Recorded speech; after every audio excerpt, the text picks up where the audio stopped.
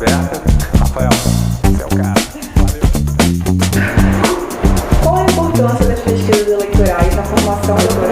Basicamente são as informações que as pesquisas levam. Através das pesquisas você vai saber quais são as tendências, quais os resultados. Lembrando que a pesquisa é uma fotografia do momento. Então você pode comparar os momentos. Faz uma pesquisa em maio, faz outra em junho, outra em julho, agosto, setembro e uma pesquisa de boca de urna. Você pode comparar em todos esses momentos a fotografia. E uma fotografia de momentos diferentes pode apresentar resultados diferentes. E forma um filme, né? É uma série histórica que você faz quando usa esse tipo de pesquisa eleitoral em diversos momentos. Então a informação é o principal benefício que a pesquisa leva. Professor, e para dar um panorama e uma explicação mais direta para quem está acompanhando a gente, como é que é feita uma pesquisa eleitoral? A pesquisa eleitoral é feita com técnicas estatísticas. O nome científico é survey, tá? Que é uma pesquisa amostral, onde você aplica um questionário a uma parte representativa da população. O perfil dessa tua amostra tem que corresponder ao perfil da população, do universo. Então, proporção de homens, mulheres, faixas etárias, faixas de renda e de escolaridade. São as quatro condicionantes que você tem que ter para poder divulgar uma pesquisa eleitoral. O Tribunal Superior Eleitoral, para todas as pesquisas que foram ou que serão divulgadas, exige o registro, que o registro tem que obedecer à Resolução 23.600 de 2019, que regulamenta todas as pesquisas eleitorais e foi recentemente, houve um update também por uma outra resolução, na qual houveram algumas mudanças que todo mundo tem que estar atento até para não errar nos prazos e no que tem que fazer no processo de registro, que envolve da data do registro até depois da divulgação. Você tem algumas obrigações a fazer sobre o risco da sua pesquisa, caso não cumpra alguma dessas obrigações, ser considerada não registrada.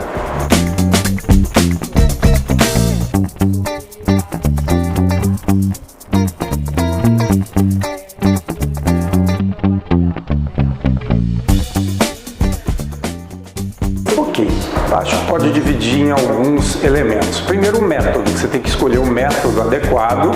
O método adequado é uma survey amostral, porque você tem que dividir por cotas. A legislação te obriga a fazer isso. Você tem que ter cotas que sejam correspondentes a algum índice oficial, o IBGE, por exemplo, Censo 2022. Então, diz que tem 53% de mulheres e 47% de homens em Manaus. A sua amostra tem que cumprir essas cotas. Você tem que ter exatamente a mesma proporção. E também nos estratos menores, como por exemplo, zonas, bairros e setores censitários. Você repete o perfil de cada um desses e você, no final, o resultado te dá o perfil de Manaus. Esse é o principal cuidado no método, no plano amostral, que é esse de quantos você vai entrevistar, quais as subdivisões, as estratificações, ok? Depois o trabalho de campo, que é um trabalho que tem que ser muito rápido em pesquisa eleitoral. Você tem basicamente da data do registro até a data da divulgação, você tem 6 dias. 7 contando o dia que você pode publicar. É pouco tempo, concorda? Então tem pesquisas, e é uma pesquisa que não é tão simples, é uma pesquisa até complexa, e você pode, de repente, correr o risco de não alcançar o seu plano amostral ou ter algum outro problema de campo, caso você não esteja familiarizado com o rito processual de uma pesquisa. São muitos detalhes. Depois disso, o teu questionário aplicado, normalmente ele é aplicado de modo digital, onde você tem sistemas de controle nessa aplicação digital, você consegue enxergar no mapa aonde foram coletadas essas entrevistas, consegue auditá-las através de áudio, através do sistema de controle de qualidade também, e consegue verificar se existem ou não inconsistências. Depois disso, você tem que conseguir fazer uma boa análise dos dados, um bom cruzamento dos dados para você poder identificar o perfil de cada um dos eleitores, de cada candidato, e você divulgar algo que seja útil, completo, sem omissão de perguntas que estavam no seu questionário. Todas as que estão deverão ser divulgadas. E também a pesquisa registrada e divulgada, ela pode ser, a base de dados pode ser requisitada por partidos, normalmente principalmente nesse ano eleitoral. Acho que 100% das pesquisas que foram divulgadas, pelo menos em Manaus,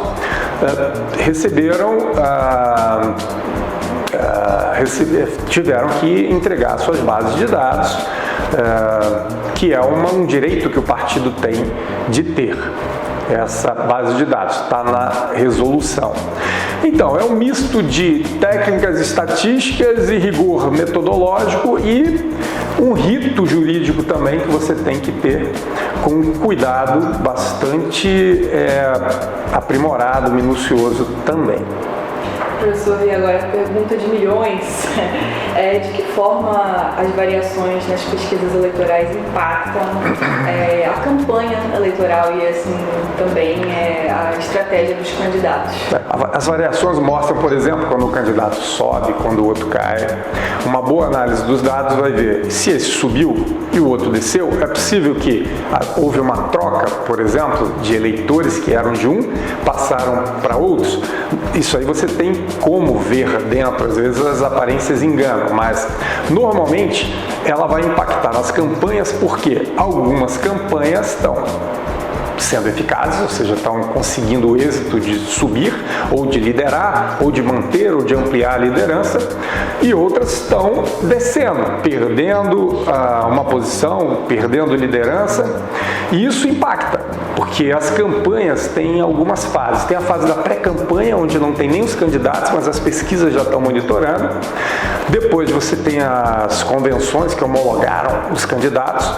Agora você já sabe quem são, aí é obrigatório você colocar o nome de todos dentro de um questionário, todos, independente de quais sejam, a que partidos eles estejam ligados. Então todos, em Manaus são 7 candidatos. E depois disso você tem esses 7 candidatos, evidentemente, procurando ferramentas para monitorar o seu desempenho. Esse desempenho às vezes muda muito, às vezes ele não muda tanto, mantém de certa forma as proporções. O candidato ou candidata que é líder permanece líder até o final, o candidato que estava em segundo permanece em segundo até o final. Não é o caso de Manaus agora, está havendo assim uma intensa campanha. O que eu estou vendo assim é uma campanha que está pegando fogo já nas ruas, nas redes sociais, em praticamente todos os lugares. De que forma as pesquisas, na sua opinião, impactam a opinião pública, visto que é uma responsabilidade dos eleitores, né, no caso? Olha só, tem muita gente que diz que a pesquisa influencia um número enorme de eleitores. Eu discordo um pouco disso. Eu acho que a pesquisa ela entra na formação da opinião, mas não é porque alguém gosta de um candidato que não está ganhando que vai mudar desse candidato para o candidato que está ganhando, chamado voto útil, né? Na melhor situação seriam uns 4, 5%, na pior situação seriam 2%, mais ou menos. Mas algumas rivalidades estão próximo disso. Então, pode ser que isso acabe favorecendo A ou B nessa condição. Mas normalmente o eleitor ele vai fazendo a sua reflexão. A gente pensa às vezes que todos os eleitores estão pensando 24 horas, 100% do seu tempo pensando em política e em eleição. Isso não é verdade. Os candidatos sim, os partidos sim, os governantes sim, esses estão.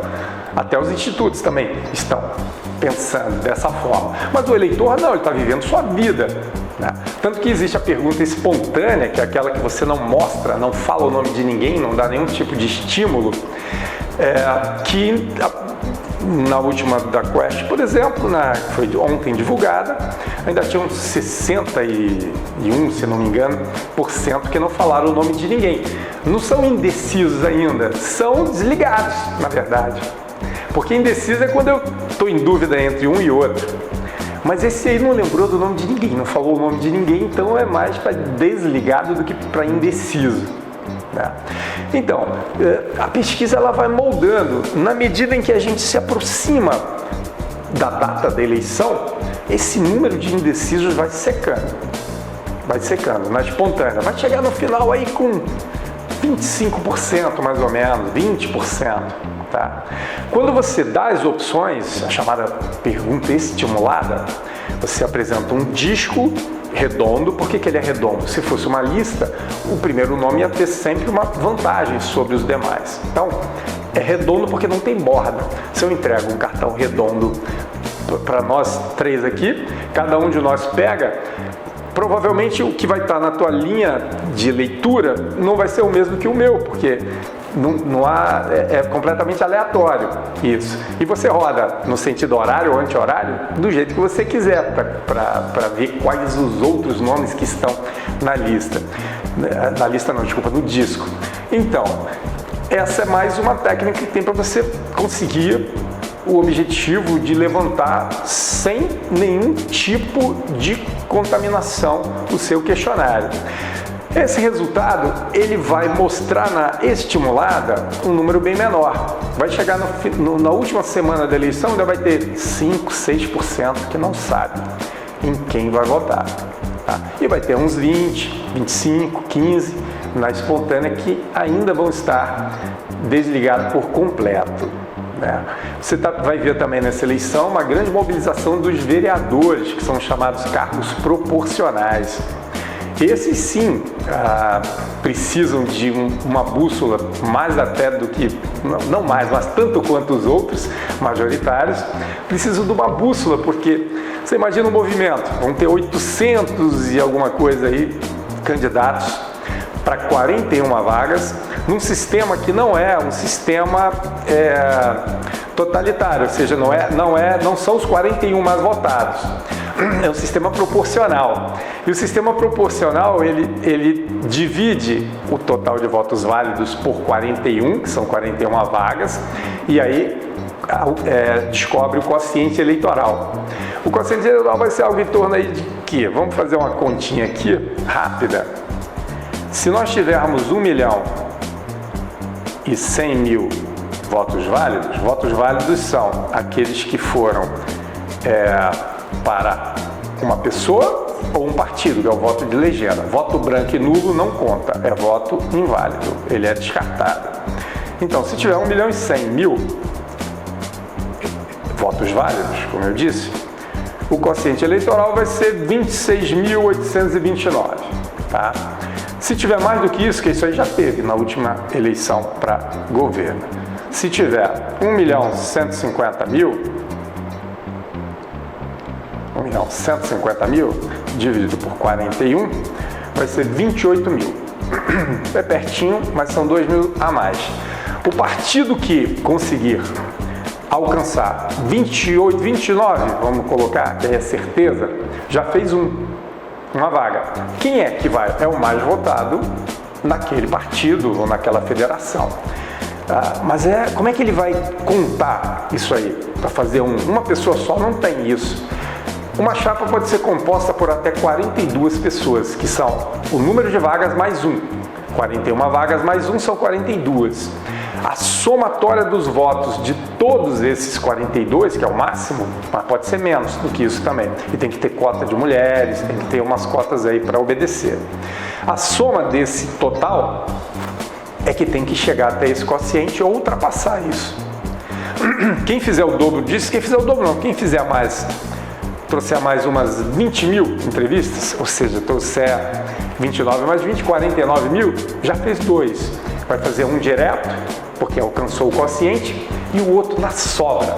A sobra é um cálculo meio maluco, mas ele funciona mais ou menos assim. Depois de uns 15 desses 41, 16, talvez até um pouco mais, mas vamos imaginar que seja isso aí, 16 serão de modo direto. E o resto, tá? Ainda falta aí o quê? Falta 25, né? Não, mais do que isso, perdão. Não, é 25. Faltam 25.